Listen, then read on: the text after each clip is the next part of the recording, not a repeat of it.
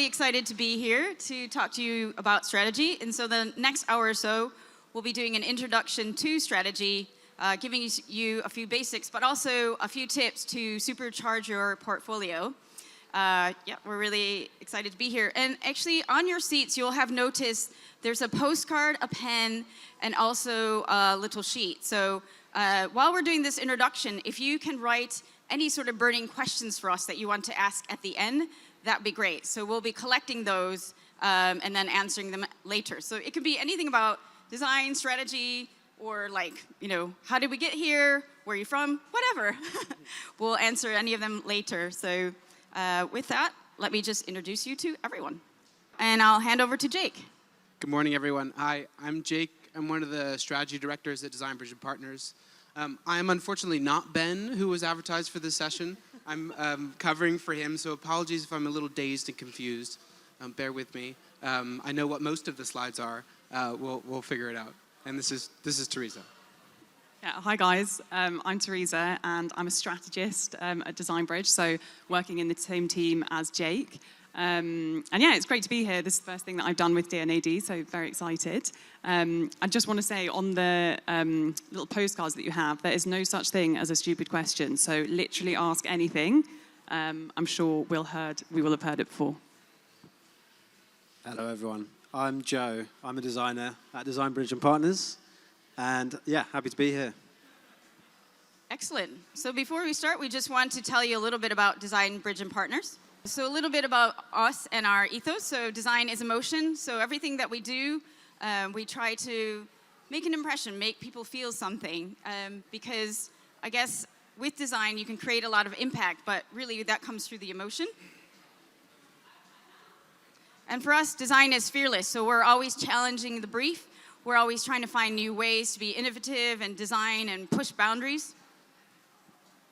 We've got design is human. I know that's a dog, but we're really talking about how it's about relationships, working together with our clients, with each other, and actually we like to think that we're a bunch of lovely people to work with. And most of all, what we're here to talk about today is design is strategy. And actually, so it's about problem solving, but actually it's one of my favorite parts of the project. It's early on, we get to collaborate and really think about what the problem is, how we're going to solve it, how we're going to work together to get there. And now I'm going to hand over to the guys. Cool. Thank you, Miho. I think one of the most important things to understand is you don't need to be a strategist to think strategically about design. That's something that we really believe at Design Bridge & Partners. And across our whole group, whether you be in client leadership, you be a designer, or whether you be in any other kind of team, we can think strategically about what we do. And I think what we're going to talk about in the next few slides is a few principles that anybody can to take on board, to think about in the work that they're doing, to think a little bit more strategically in terms of design. Hopefully there'll be easy lessons to pick up. We're keen to dig more into the questions that we'll have at the end and have a little test in the exercise as well. But Teresa's going to kick off and talk through some of the key points. I am. Okay, so the next few slides are a bunch of quite like pithy statements that we've thought up about what strategy is, and also maybe some ideas about what kind of traits make up a strategist. So the first one that we've got is strategy is evidence. And, you know, much like I imagine solving a kind of crime mystery might be, strategy is the process of gathering kind of lots of different types of information and connecting the dots between those things. So I think sometimes there's a perception of strategy or strategists as the kind of people who sit in a dark room and kind of wait for inspiration to strike out of nowhere. But actually the quite reassuring thing about strategy is that everything that you are suggesting or recommending to clients has always come from this bank of evidence and information that you will have built up. So by evidence, we really mean things or anything from, you know, interviews with clients, interviews with consumers, looking at the world around you, not just what's happening in the UK, but what might be happening abroad from a global perspective. And then thinking about things like your brand's category, what are competitors doing, what are they saying, what are they answering that your brand might not be. And we take all of that kind of big picture information and we use that to drill down to kind of key messages or stories that you want to tell. Yeah, just to add to that really quickly, sorry Mia, if we go back. I think, as Teresa was saying, it's not something that you have to stare at a notepad and have some kind of magical, mystical moment or skill that some people have or don't have. You follow the breadcrumbs, you do the work, you gather your evidence, and it can take you to the right answer. It doesn't need to be something that is a skill that some people have and don't have. You just go through the process, and it can get you to the right answer. Sorry, just to chip in again, I guess evidence is also kind of gives you that license to be creative as well. So if you're going to go for some crazy big idea, it kind of needs that evidence, especially to sort of bring the client on that journey, perhaps just to give that sort of substance to, pushing the boundaries and taking things further. Cool. So the next one we have here is strategy defines the story. So I don't need to tell you, but people are motivated and compelled by stories, right? And so we work really hard to define the message that we're looking to convey through our design, something that is not only clear that people will understand, but is compelling. And when you're clear on what that story is, why the brand is relevant, why it's meaningful, why it's differentiating, and how you can tell that story in a way that is clear and compelling, then you're really onto something special when you get to your design process, because you're really clear about what you want your design to say. Okay, next up. Strategy is what you don't do. So Jake and I were talking about this last week, and Jake had quite a good quote that he's heard before, which is, strategy is the art of sacrifice. And so really this means that if you're a brand that tries to do everything and be everything to everyone, then you're always going to fail. And your brand strategy is as much about everything that you believe in and you stand for and your values as a brand, as it is about the actions that you won't take and the things that you won't stand for. So some examples of this are, we've got some lovely Louis Vuitton handbags on the slide.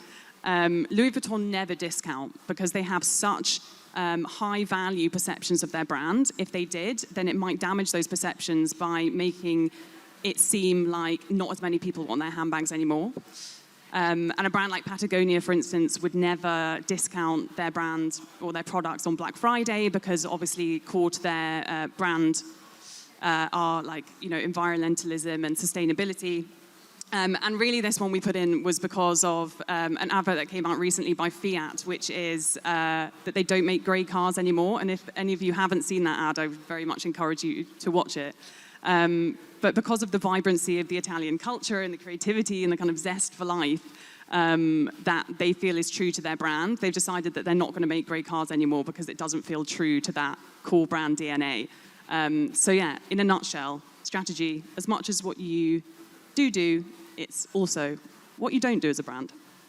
Strategy knows its audience. It's really easy for designers to design for themselves, their own tastes, their own preferences. I think this is cool, this would appeal to me, but you have to really understand that often the work that you're going to be doing is for target audiences that are not like yourself, right? That have different perspectives, different experiences, different needs. And so it's so important through the strategic process to truly understand your target audience, to be really clear on what their needs are, both on a practical level, but also on an emotional level, so that when you're designing for that audience, you can go, this is right for this audience. And when you're dealing with your client or whoever else that you're designing for, and they say, I like or I don't like this, that's really not the right way to be feeding back, because we need to be clear on what is right for the audience, not necessarily what's right for the people in the room who are part of that process. So super important to keep that audience in mind. And as Teresa talked a little bit earlier with the evidence, really doing the work to get to know your audience, whether they be consumers, whether they be employees, or any other kind of audience, is super important in order to make great design that is going to be compelling, meaningful, and motivating to that specific audience. Okay, strategy means business. So this one, we're thinking about strategy in the context of being strategic and being creative as part of an agency like ourselves. And I think, we're not just sitting there thinking strategically and being creative for no reason. We are employed by companies ultimately to help them through strategy and through visual identity to achieve commercial goals. So I think what's really nice about the way that we can describe strategy in this way is a kind of bridge between creative and visual identity and the importance of that to those teams that you might be dealing with at clients that might not be super involved in brand, and they're very much focused on business performance and commercial outcomes. And what strategy does is help provide that kind of story and that message and that rationale as to why a really kind of clear and pointed creative identity for whatever audience you're trying to talk to is a way of bringing in that commercial value and ultimately helping your company make more money. So yeah, strategy breeds creativity. Now, I think there's a bit of a misconception. I'm not saying any of you have this misconception, but that strategy is a bit of a fun sponge, right? You give a clear brief, you say this is what we're going to do, and it might get in the way of cool ideas that the design team might have, things that they want to do that they think would be really stand out and really interesting, ideas that they want to pursue. But the strategy stands in the way. And I really want to try and debunk that. I think strategy at its best should be a leaping off point. It should be a catalyst for creativity. It should encourage greater creative ambition. It is that spark that can take you on a journey, but it shouldn't be handcuffs that keep you from being truly creative. But of course, it keeps in mind what is the end impact that we're looking to make. Who's the audience we're speaking to? What do we want them to think? What do we want them to do? And of course, as we've been talking about, design in the way that we do it at Design Bridge and Partners, it's not art, right? It is designed for business ends, right? For our clients. And so making sure that we're clear on the direction that we're trying to go in is really important, but it shouldn't limit our creativity and our ability to do things that are innovative and interesting and exciting and the work that we dream of doing. So strategy never sleeps. And so we sometimes say this as a bit of a joke in the office, but I think it's actually a really useful phrase. So we all know that culture is constantly changing. We're always told how there are new behaviors and new audiences to talk to, new needs that are unmet by brands at the moment. And I think what's really important about strategy in this scenario is that for brands, it helps them keep those kind of anchor points that really help them stay true to what they believe in and what is their kind of core values in DNA.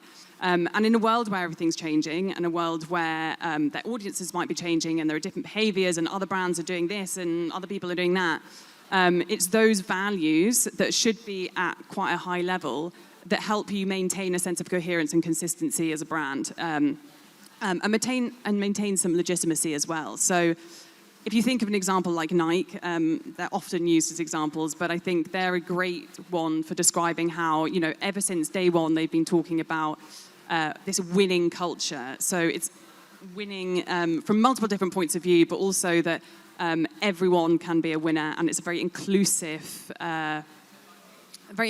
message.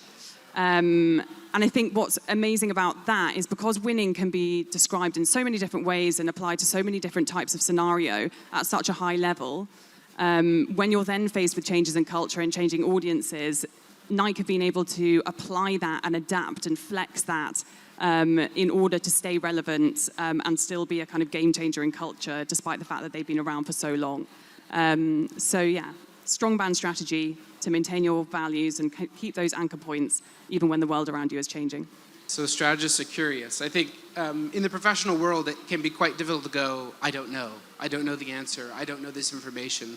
We're knowledge workers is one way of defining us, and so we're defined by what we do know. But I think what strategists at their best can be really good at is saying, I don't know, but I need to go out and learn. I need to learn about this new industry. I need to learn about this new audience. Be constantly open to expanding your knowledge, expanding your point of reference, not coming in with, I think I know the answer already, and I worked on something like this before.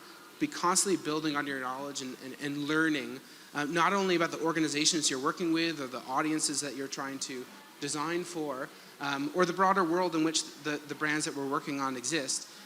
Constantly, feeding that curiosity, being that student of culture and student of business and student of design is super important to continue to be effective. Okay. Strategists are chefs, not physicists. Now, some of you might be looking at this line and thinking, what on earth are they on about? But this is actually a quote that we've stolen from our CSO, Matt. And essentially he's saying, you know, there's not one right way of doing things in strategy. There's not one set way, and there's no right or wrong answer necessarily at the end of the tunnel. And I think the chef's hat is quite a nice metaphor for that, because apparently the pleats on a chef's hat, there's 100 pleats, and that describes 100 different ways to cook an egg. And we found that that was really a useful analogy for thinking about strategy.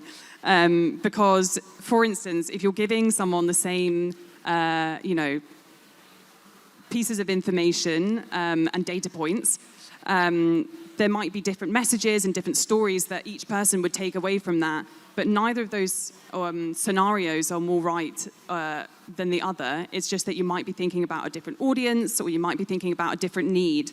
And ultimately, everything is subjective, just like the outcomes of a chef's ingredients. And so, yeah, it's just essentially saying there's no right or wrong answer, and I think that's sometimes quite reassuring when you're entering strategy. So yeah, seeking the golden snitch. It's so important in the strategic process to simplify, simplify, simplify. Get to something that is easy to remember, easy to work from, something that is distilled to its, you know, its most simple form. I think it might be a bodged Einstein quote, you know, the smartest people don't use the longest words, and I think that's really true in great strategy as well, is if you can make it as simple as possible that so anyone can understand, that's going to be the best possible work.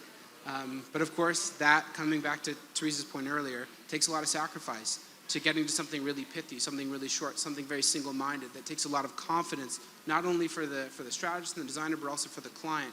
And following that evidence so that people feel like they are confident to make a brave and singular decision is a challenging thing, but something that we strive towards and something great strategy should be able to achieve. Let me just interject before you guys go on to the next section. Be sure to get your questions down on the postcards, because we'll be collecting them shortly. And if you want an extra postcard, we've got extras, so yeah, please use them. Cool. All right, so what we're going to do is talk about some of our recent work and think at a high level about the strategic approach, the way of strategically framing these different projects, which then can hopefully help you guys in your portfolios to think about how you also can think strategically about the design decisions you've made and how you justify them. Again, bear with me. Hopefully I remember all the bits here. But what is really cool here, and coming back to my point earlier, that you don't need to be a strategist to work strategically. One of our favorite colleagues, Susie, who's a great designer who works in our team, this is her definition of strategy, which I think is fantastic. Design is a tool for highlighting and amplifying a message. Strategy figures out what that message should be. I think that's really clear, that's really helpful. So what we're going to talk a little bit about in the next few slides over a couple of projects is that exact thing. How we were able to find a message that solves a certain problem, and then of course how we were able to amplify that through design to create a really interesting creative solution that was compelling to the audience.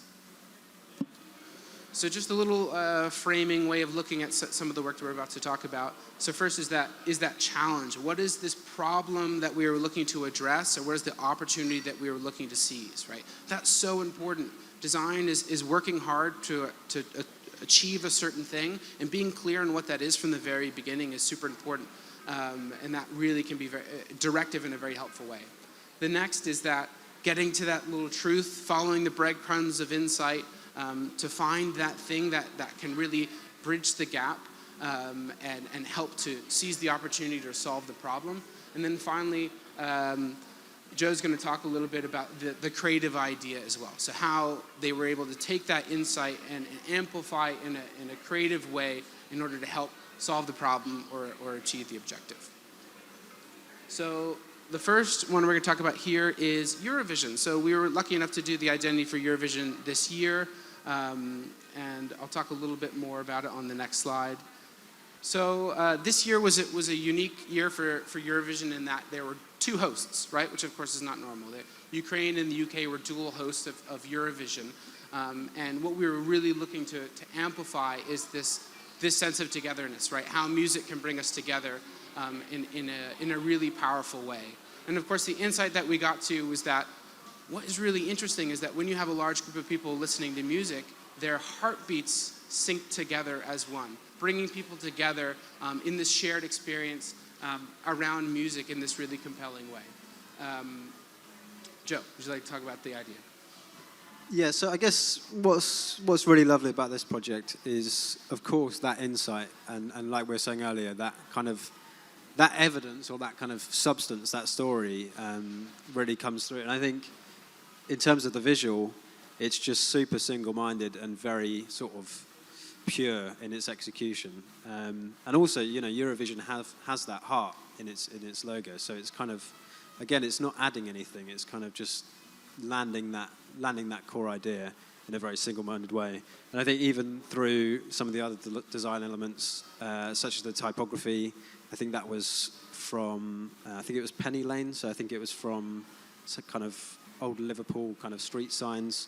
So every sort of thing is considered, but I think it's not getting in the way of the kind of core idea. It's not, it's uncomplicated, really. So the next brand we're going to talk about is I'm sure you guys have all experienced this brand. It's a delivery courier service, which recently was reinvented, previously known as Hermes.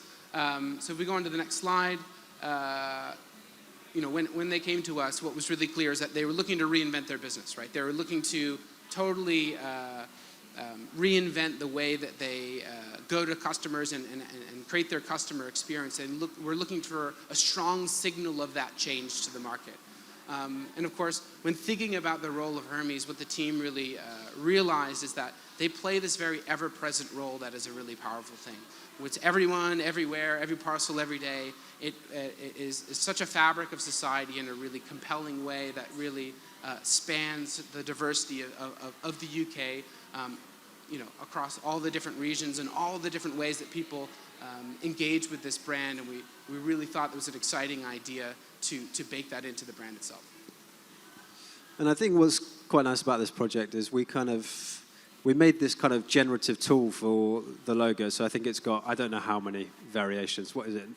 Yeah, a lot of variations, right? But I think what's nice is, that's a very designy thing, but we didn't do it because it was a nice designy thing. We did it because it came from that strategic thought. I think it's also another example of a brand that was kind of brave enough to trust us to really push them. The next brand we're going to talk about is Shelter, which of course is a fantastic charity that has been working for a long time to tackle the homelessness crisis in the UK.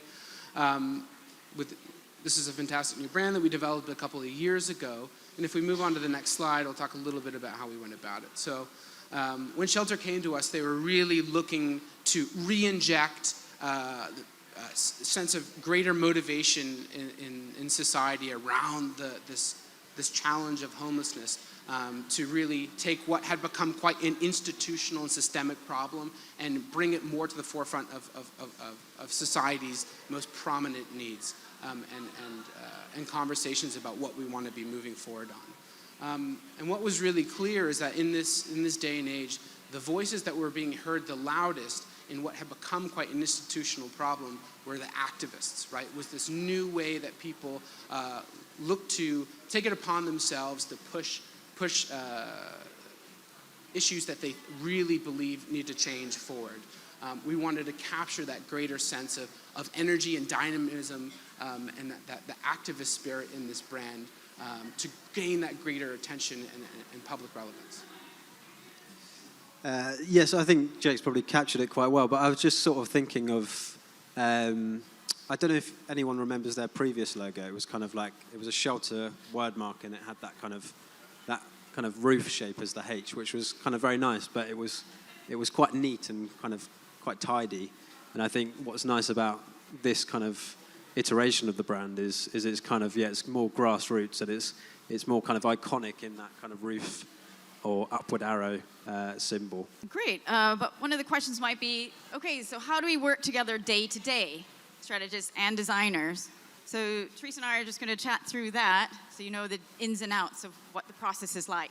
Yeah, so we've labeled this as a linear process. So obviously we've got number 1 and 2, which are strategy, and then 3 and 4, which are more design orientated. But I think I want to preface this by saying that while the strategic work, the onus might be on the strategic work slightly more at the beginning, and then the design will take over more towards the end of the project. It's still very much a collaborative process throughout both of those stages. So when we're developing the strategy and we might be doing interviews or we might be looking at research, whatever it might be, we're always going to keep the designers in the loop with any interesting nuggets that we're finding, any themes that might be coming out.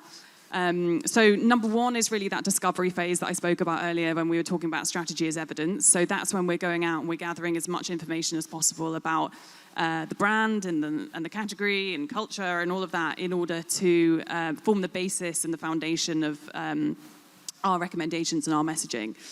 And then the second phase is the define phase. So that's where we'll take all of that information that we have and we'll try and find those kind of key nuggets and key messages or themes. And that's the process of narrowing down all of that information and trying to get to something really interesting that then creative can kind of take over and make their own and bring that to life.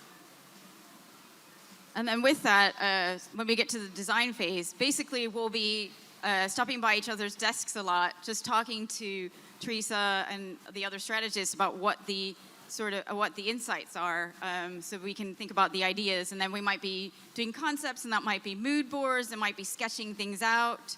And then when we present to the clients, we always make sure that we're always there for the various stages as well. And just like as an example of that, so Miho, Joe, and I have actually all just been working on a project together.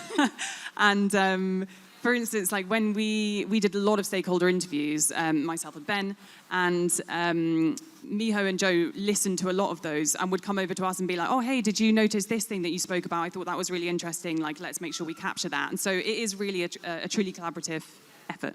Yes, and then if we have an image or something, they're like, is that really working? Are we saying the right thing with that? It's like, oh, okay, let's review that. Let's review that together. And then delivery, again, that's kind of in the design phase, but we always check in with the strategy team too. I think this is important because when you graduate soon, or I guess you might have graduated already, possibly the first studio or agency that you go to, you'll probably encounter a strategist or be working with strategists side by side, or they're always part of the process. So I think it's really, I guess, interesting to see how we work together day by day. Yeah, and I think as well, like just in the way that we work at DB&P, if we're talking to clients, we will usually always try and have a strategic voice and a design voice in those conversations, whether or not, it's Miho and Joe talking about guidelines, and I would probably have less to say, but we'll always have the kind of two factions in there just to make sure it's a really kind of holistic approach.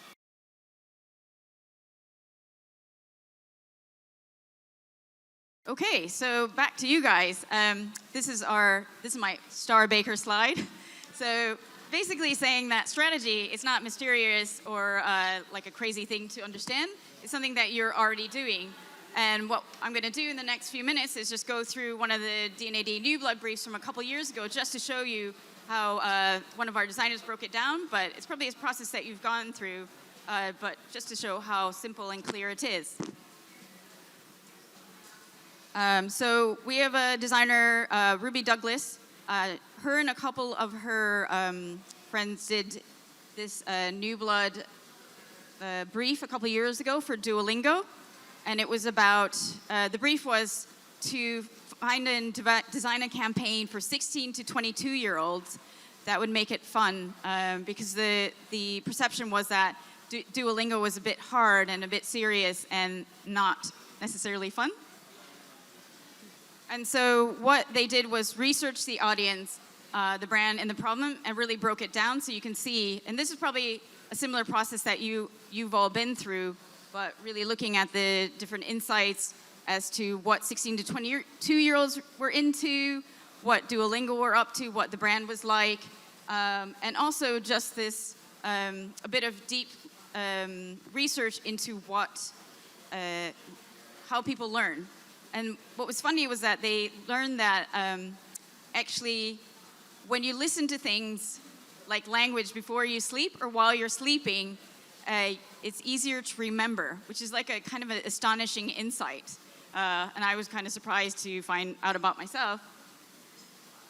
And from that, they developed Duolingo Pillow Talk, which was a sort of like funny, sexy version of Duolingo. And so you can see they broke it down to the problem just about the young people being put off by the seriousness of language learning, the insight, just the fact that you can learn vocabulary while you're sleeping. It kind of sits in. And then the solution was this sort of Duolingo Pillow Talk. And what they did with that idea was pushed it further. So it's sort of like Duolingo sexy talk. So, you know, Duo is usually green if you just saw, and it's really kind of sharp and bright and peppy. And this Duo is kind of purple and a bit moody, and he's a little bit fuzzy. And you know, they used a few bits of vocabulary or words like about last night. And so it was quite funny and cheeky. And for that, they won a yellow pencil, but they really went through that process of breaking it down. Okay, so next, as you can see, we're going to supercharge your portfolio. So all of this stuff that we've just learned about strategy and insights in the process, you've got a sheet in front of you. We're gonna ask you to take on this brief and have a go at that. And we think that this kind of process and even this worksheet will be useful for when you're going through your portfolio case studies. And so why we're doing this, we think it will be helpful in getting an edge on the competition. So when you're sending your portfolio out to show that you're a problem solver, you've got some strong communication skills, you can research and analyze, so all these things that we've been talking about, and then show your curiosity and initiative. And also the fact that you can kind of think things through and summarize them. So this is our sort of example scenario. So this is not a true scenario. And don't worry, I'm just going to leave this up on the screen in a minute, but let's just talk through it. So this is your brief today. So get your strategy hats on, please. So, okay, David is a baker who lives in one of New York's trendiest neighborhoods, Hell's Kitchen. He noticed that the local bakeries in his area only sold bland baked goods like plain croissants and bread. He saw a gap in the market for something a little more exciting. He decided to spice things up and open Diablo Bakery. Diablo means devil in Spanish, in reference to the Hell's Kitchen neighborhood where his bakery is based. It's a modern bakery where he creates spicy baked goods like jalapeno cornbread and chipotle croissants. And then the brief was to create a visual identity for Diablo Bakery. So then this is what Diablo Bakery, it's like a shorthand for the visual identity. So everyone's already, you know, we're not telling you how to design because you've got that under control.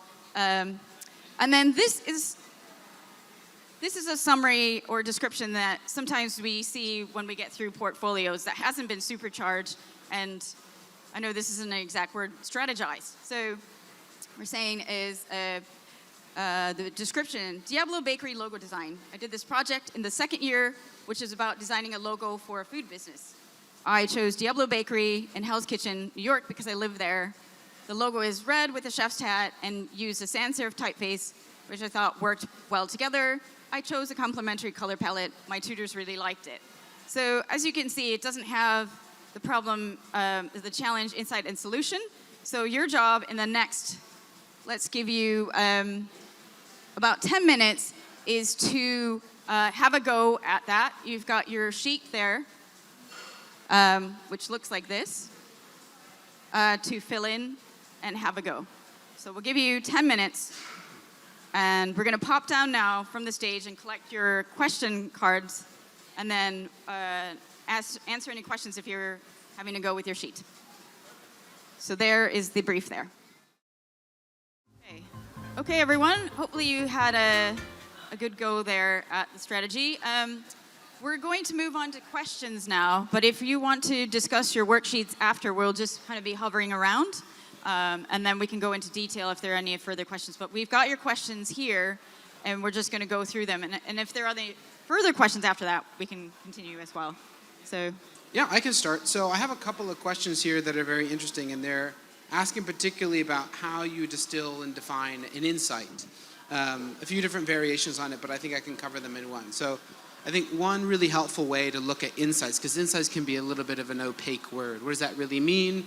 you work with different teams, you work with different people, they might define it a little bit differently. And a way I think is quite helpful is to differentiate an observation and an insight, right? So an observation is, the sky is blue, or, that wall has a purple star on it, or whatever these sort of observations might be. And oftentimes when people are starting out strategic work, a lot of the sort of research that they bring to bear feels a lot like observations. And what I mean by that is it's stating facts without necessarily a clear direction and implication of that like piece of observation.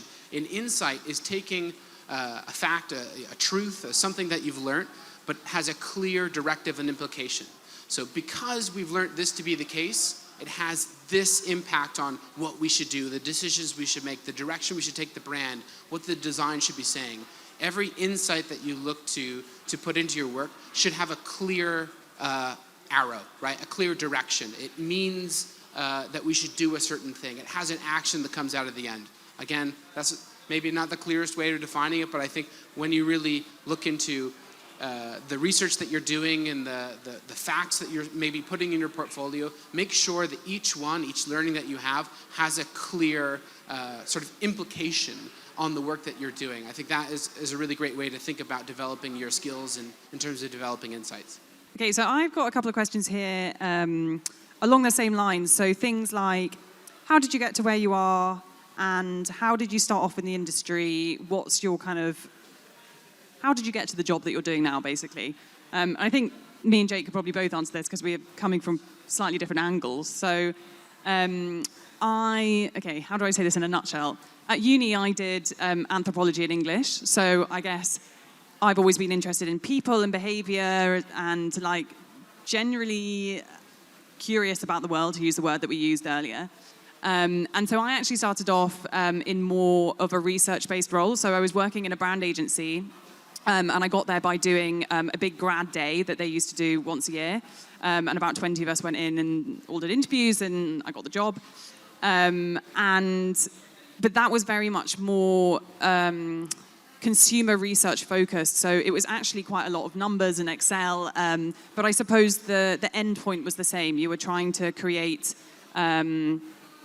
messaging and recommendations off the back of information and evidence that you'd learned from the research that we'd done. So while it was really interesting, I found that the longer I was there, the more frustrated I got because I felt like I was only seeing one part of a massive process of brand and design. So I felt like we'd go out and we'd do all of this interesting stuff. We'd find out these interesting things and we'd give it to the client. And then I'd be like, okay, so what's happened? Like, I couldn't see the impact of what I was doing, basically. And so then I knew I then wanted to basically do some more generalized strategy and also be closer to the design process and just be a little bit more creative because I felt like that was where I kind of really got excited. And so that's when I moved to Design Bridge. But I think although the role that I have now at Design Bridge is very different day to day to what I was doing from a research perspective, the kind of core traits of taking lots of information and analyzing it and distilling it down is very much the same. So I think there's a lot of crossover, even though the day-to-day is very different. I'm not doing any Excel anymore. But I'll let Jake talk about how he got into it, because I think that's also interesting. Yeah, sure. That's a bit of a long story, but what I'll distill it to is when I was at school, when I was quite young, I used to work in tech support. So I would help people with their computers and whether it be small businesses that were trying to set up new systems, or whether it be a grandmother who's got an iPad for Christmas and has no idea how it works. And what I sort of discovered quite quickly is the most important skill in that kind of work is your ability to clearly explain something in a way that that person understands, right? Really understanding where they're coming from, what their knowledge base is, what sort of tech experiences they've had before, and how you can put it in their words in a way that they're going to understand. And as I kept working in that field, I started building websites. And again, I discovered a similar sort of challenge that I was really intrigued by. When you're building a website for a little business, whatever it might be, what is it that you want to say? What is the most important message you want to put across on that website? What are the impressions you want it to give? I found that a really interesting exercise in helping to distill with these little businesses all the different things that they might want to say on their website to what is the one most important thing that we want people to take away. And I found both in helping people, grannies in their iPads and building websites, that process of really understanding your audience, understanding the most important message that people are going to understand, to be really exciting and really fun. And so when I learned that brand strategy was a real job that you can have, it was something I was immediately really intrigued by, because those were the parts of my previous experiences that I had enjoyed the most, and that sort of following the breadcrumbs, as we mentioned earlier, to find a message that ticks all of these boxes is something I found very satisfying and exciting, and something that felt worthwhile and meaningful to pursue. Nice. I've got a couple of interesting questions here. So I quite like this one. Sometimes strategy gets it wrong. As a creative, how can I quickly ascertain whether the strategy is any good or not? So I quite like that question. I think strategy probably can get it wrong sometimes. I think there's got to be a certain amount of trust, I guess. You kind of got to trust the strategy team. They know what they're doing. I think also it's great to challenge them, right? So I think, as I said, like, we kind of have a good relationship where we kind of work together on stuff, and I think me and Myhre have probably challenged things in strategy, and likely you've probably challenged stuff in the design stuff. So I think a friendly challenge is a good thing, but to totally kind of undermine strategy, maybe not so productive or constructive. I was just going to add to that and say, I think, trust is super important, but I also think constructive challenging is also the aim of the game. I think it's not useful to be like, oh, I just don't like that. I think it's useful to say, I don't like, well, as a strategist, definitely to say, I'm not so keen on that route because we feel like it doesn't demonstrate these 3 strategic principles that we think are really important to the brand, and to communicate the message that we're giving. So we'd never just turn up and be like, I hate it, and then leave. There'd always be a rationale or a reason behind why we're saying that. Yeah, absolutely. And then I've got a kind of related question here, which is, as a designer, how do you adapt to not being part of the strategy team? And I think, we are kind of one big team, really. I think we like to give things labels. We like to say, you're a designer, you're a strategist. But I think you can be a very strategic designer, and you can be a strategist that kind of has that kind of design focus as well. I think we're all one team, and we're just kind of 2 sides to the coin. So I don't see us as separate points. And again, like we said, we're collaborative, and it's not a factory, right? You don't do the strategy and just hand it over to designers and then never speak to them again. It's kind of like, it's a creative process, right? So it's all doesn't quite make sense. It's not kind of a linear kind of process. So I see us as kind of one team, really. Great. And I have a, related question. So do designers need to be both strategists and designers? Back in India, both skills are expected of a designer. So I think what Joe said, being a strategic designer is important, and to understand the process and how that works and how you can collaborate. You're not expected to do both and everything. If your job is a designer, you're a designer, but working together is important. And then, do we need a lot of content on our case studies, or just challenge insight idea?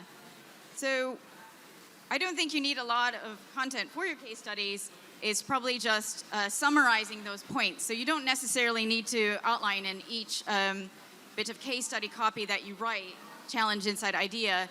It's just you want to make sure that your summary covers those things, and that you go through the steps of doing the research and gathering the insights and getting to the idea before you present it.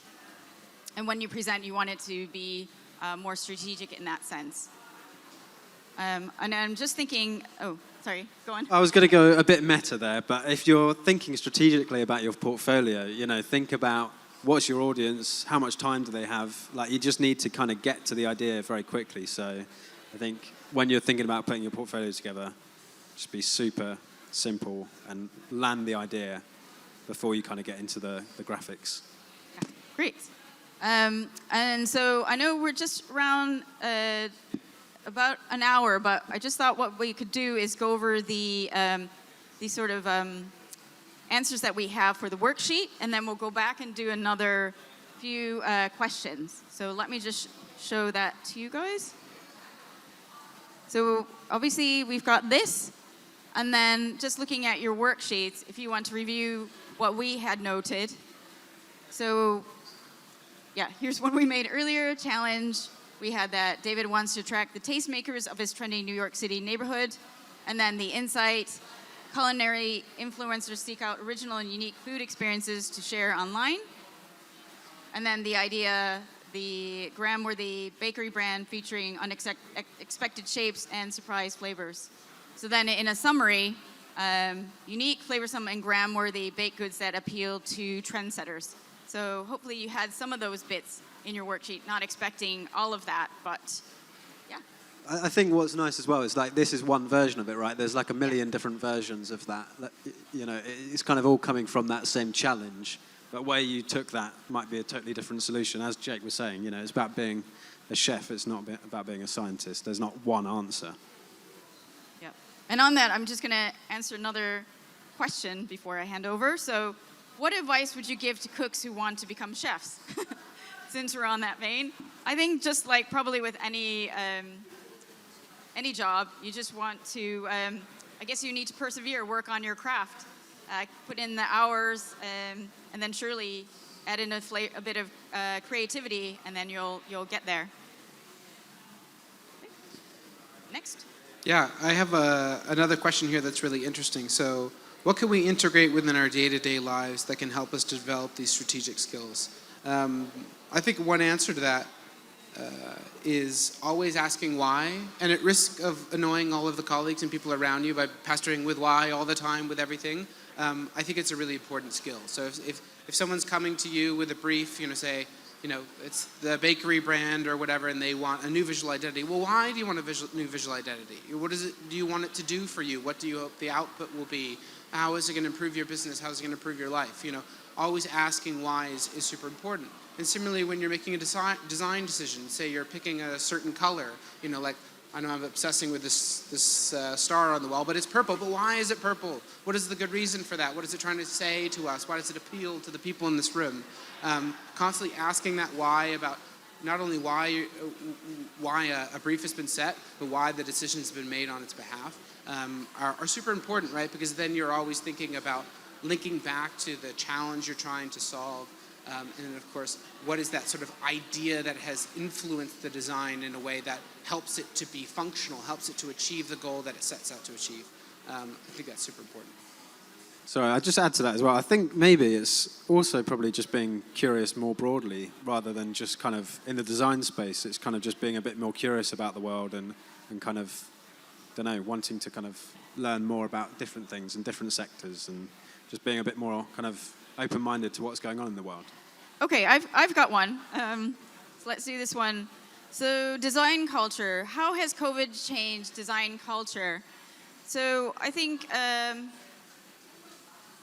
it's interesting because I was talking to one of the tutors here a little while ago. It seems like here, during COVID, everything shut down and everyone we spoke to was online. So we did some online portfolio reviews.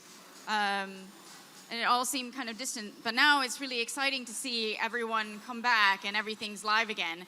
And I think that's the same for, you know, sometimes we go to design talks like the Typographic Circle, or I think Nicer Tuesdays.